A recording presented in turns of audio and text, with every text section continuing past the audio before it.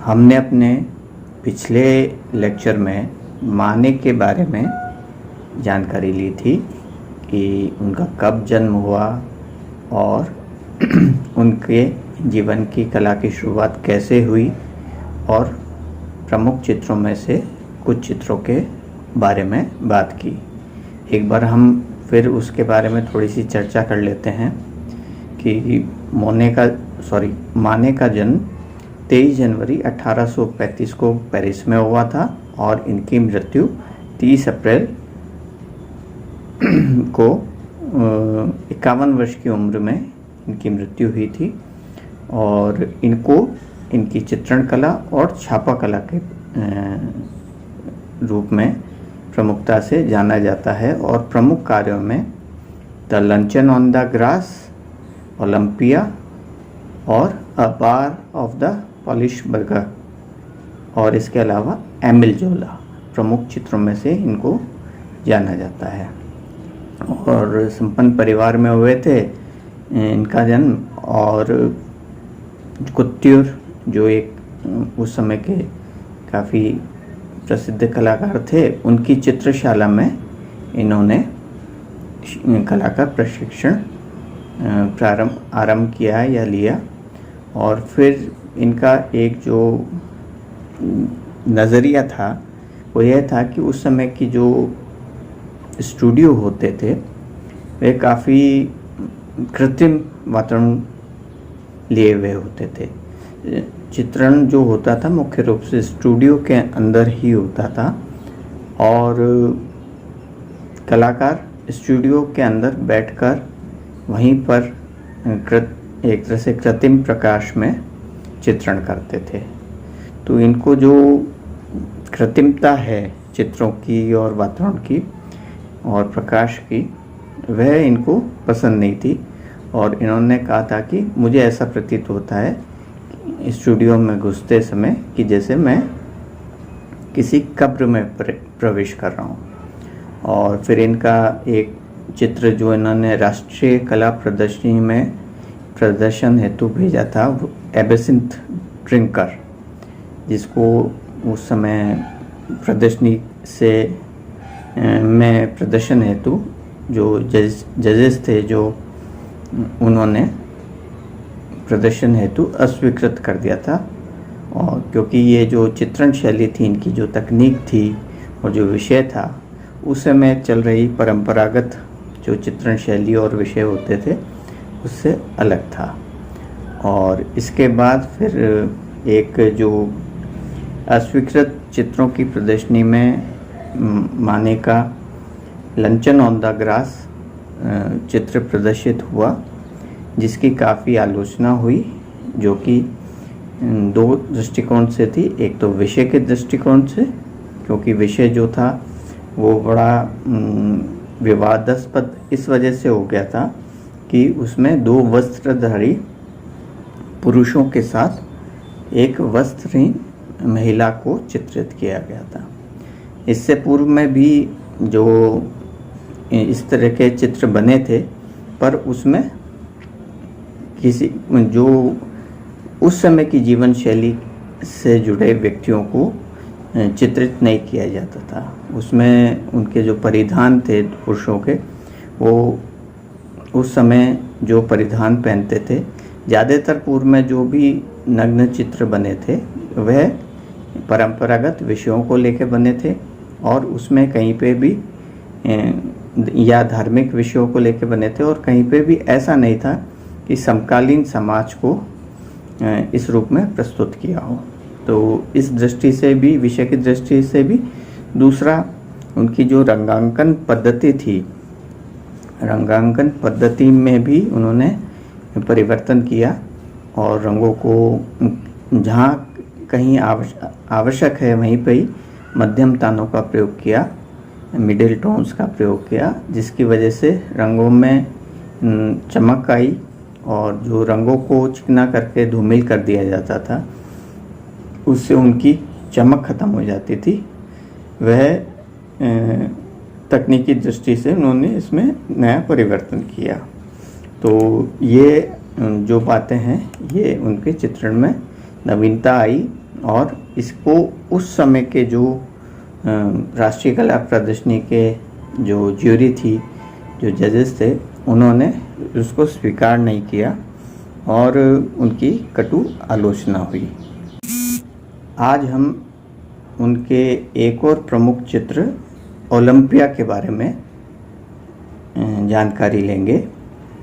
Olympia को उन्होंने सन 1865 ईस्वी में राष्ट्रीय कला प्रदर्शनी हेतु प्रदर्शित किया था, भेजा था, और ये भी काफ़ी विवादास्पद हुआ था और इसकी सुरक्षा के लिए उन्होंने जो सुरक्षा प्रबंध करने पड़े थे, गार्ड्स को लगाना पड़ा था।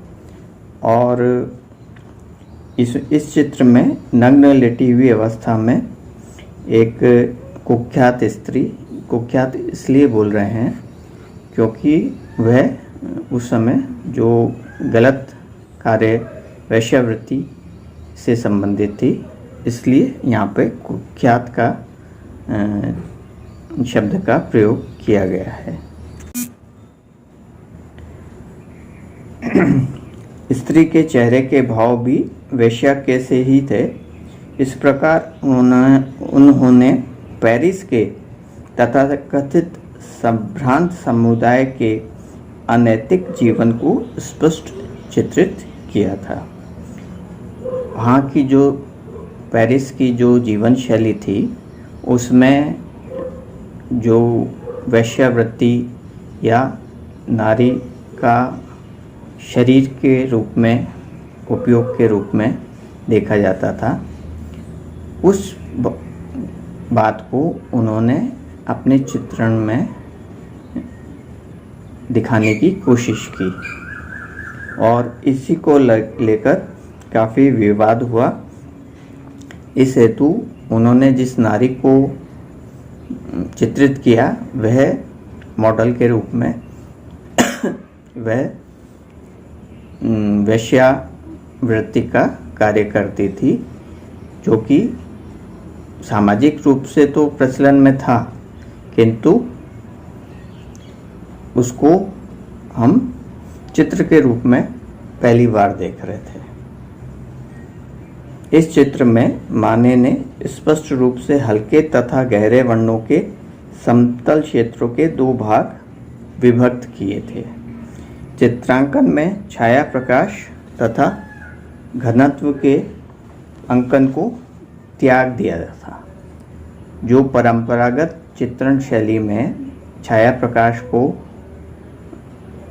पूर्ण रूप से दिखाया जाता था, गहरे से हल्के होते हुए विभिन्न तानों का प्रयोग किया जाता था, उसके स्थान पर हल्के और गहरे तानों का ही प्रमुखता से प्रयोग किया। इससे जो मध्यम तान का प्रयोग कम हो गया और उसका घनत्व कम हो गया।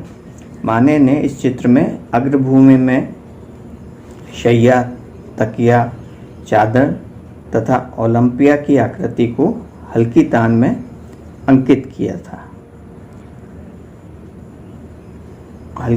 जिससे जो उनका दृश्य था, इस तरह के दृश्य पूर्व में भी देवी देवताओं के रूप में चित्रित होते थे, परंतु किसी कुख्यात महिला को इस तरह से चित्रित किया और उसमें एक तरह से अग्रभूमि और पृष्ठभूमि दो भागों में चित्र को विभक्त कर दिया था। उन्होंने चित्र की पृष्ठभूमि में एक श्याम वर्ण की दासी की अर्धाकृति अस्पष्ट सी गहरे वर्ण में अंकित की थी। चित्र का आकार सौंदर्य तथा हल्के गुलाबी, हरे, पीले एवं धूसर रंगों की मनमोहक वर्ण संगति प्रभावोत्पादक है। इस प्रकार माने ने आकृति सौंदर्य, वर्ण संगति तथा रचना कौशल के शुद्ध कला गुणों को महत्वपूर्ण रखा तथा छाया प्रकाश, घनत्व, वर्ण के नैसर्गिक रूप के शास्त्रोक्त स्वरूप की अवहेलना की थी। जो परंपरागत तरीके से जो चित्र बनते थे इसमें उसके स्थान पे इन्होंने आकृति, सौंदर्य, वर्ण संगति तथा रचना कौशल, तकनीकी जो भाग थे और सौंदर्य की दृष्टि से जो महत्वपूर्ण तत्व थे उसको उन्होंने प्रमुखता से दिखाया और छाया प्रकाश, घनत्व, वर्ण के नैसर्गिक रूप के शास्त्रोक्त स्वरूप की अवहेलना की।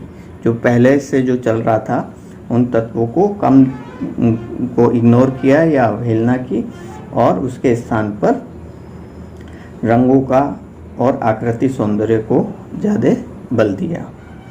इस चित्र का रसास्वादन प्रथम दृष्टिपात के प्रभाव का प्रतिफल है। यद्यपि एक विद्वान ने इसे ताश का पत्ता कहकर आलोचना की थी, जिनका नाम कास्तानियारी है। कास्तानियारी ने इसको कहा कि ताश का पत्ता, जैसे जो ताश के पत्ते होते हैं उसके पीछे कुछ चित्र बने होते हैं, तो उन चित्रों के रूप में उसकी तुलना की थी। तदोपरांत सन 1866 ईस्वी में उनका चित्र बांसुरी वाला राष्ट्रीय कला प्रदर्शनी के लिए अस्वीकार कर दिया गया था। तो इसका प्रतिफल यह हुआ कि उनका जो अगला चित्र जो अगले साल 1866 में द पाइपर बांसुरी वाला, वो उसको अस्वीकृत कर दिया गया, जबकि उसके अंदर विषय की दृष्टि से ऐसा कोई विवादास्पद नहीं था, परंतु एक आदमी की, कलाकार की एक छवि बना ली गई और ये मानकर कि ये कलाकार जो है इस तरह के विषय प्रस्तुत करता है जो तत्कालीन समाज के अनुरूप नहीं था या समाज की कमियों को दिखा रहा था। इस वजह से उनके चित्रण पर एक तरह से उन्होंने रोक लगा दी या अस्वीकृत कर दिया। तो यहाँ पर यह दिखाने का प्रयास हुआ है या ये बताने की चेष्टा हुई है कि कलाकार जो है अपने मनोभावों की अभिव्यक्ति अपने तरीके से करने लगा, समकालीन विषयों को लेकर कार्य करने लगा और समाज में फैली हुई कुरीतियों या बुराइयों को जब प्रदर्शित करने लगा तो तथाकथित समाज के जो मूर्धन्य लोग थे, मूर्धन्य ज्यूरी थी, उन्होंने ही उन चित्रों को प्रदर्शनी हेतु अस्वीकृत कर दिया, यह कहकर कि ये तो बड़ा अशोभनीय चित्र है। समाज की गंदगी को दिखाना अशोभनीय प्रतीत हुआ उनकी नज़रों में और इसी वजह से उनके चित्रों को बैन कर दिया या अस्वीकृत कर दिया। तो कलाकार मात्र केवल एक शिल्पकार नहीं है, एक क्राफ्ट्समैन नहीं है। कलाकार जो है एक तरह से समाज का दर्पण है।